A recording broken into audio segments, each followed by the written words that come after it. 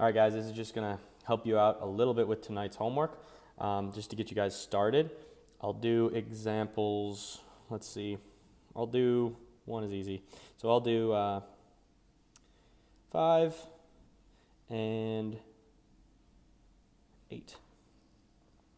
And actually, if you look back at my YouTube channel from a previous year, I did the same homework assignment and I did a couple different problems. So if you want some more help, you can check out that video as well.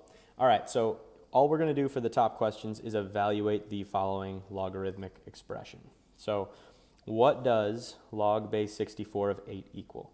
And again, I don't need you to write this, but the question that this is asking is 64 to what power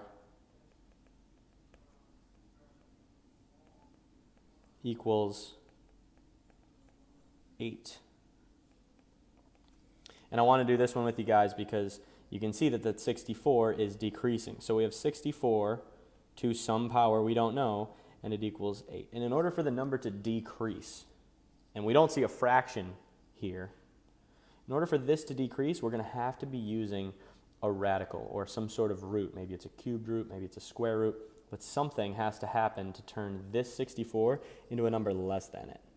And I know that when you create a fraction, you are technically creating something less than what you started with, but the denominators are what we look at in those cases. So 64 has decreased, so we got to figure out what fraction could I raise 64 to that would turn that 64 into an 8. So let's just try a 1/3 for now just to see what would happen.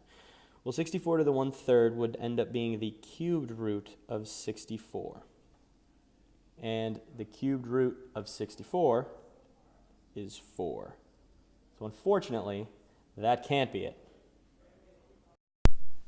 So it can't be 1/3. What if we did 64 to the 1/2?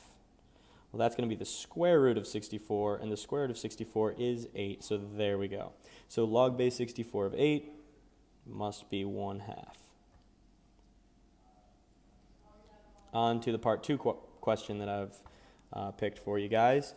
You're going to solve the following equations involving logarithms, and here you're going to notice that the x, or the unknown, isn't necessarily the thing on the opposite side of the equation. So now the thing we don't know is the thing in the logarithm, one of the things in the logarithm, right? So here, log base x of 4 equals 2. Here, log base 3 of x equals 4. Here, log base 12 of x equals 1/2. So what we're going to want to do is put it into terms that we understand first. So what this is saying is 3 to the 4th power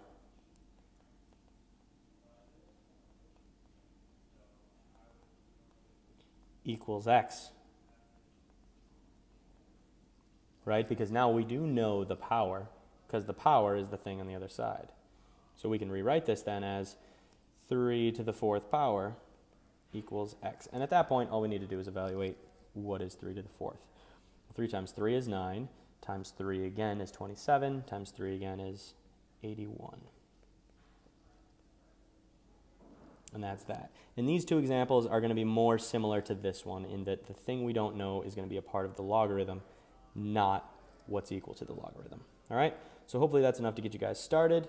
Good luck, and I'll see you guys tomorrow.